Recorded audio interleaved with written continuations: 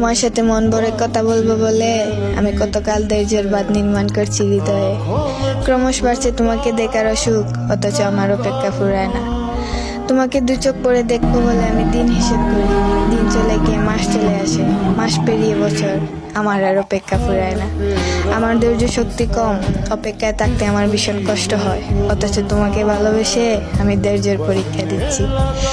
অপেক্ষায় ঢের বেশি যন্ত্রণা হলেও আমি আজকাল অপেক্ষা করতে জানি।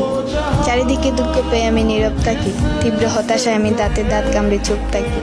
মন খারাপের দিনে আমি নিজেকে ভীষণ ব্যস্ত রাখি। ভালোবাসা আমায় ধৈর্যশীল করেছে, শিখিয়েছে আদিম জাতি মানুষের সেই ধৈর্য ধরার কৌশল। তবুও আমি মাঝে মধ্যে হাঁপিয়ে উঠি।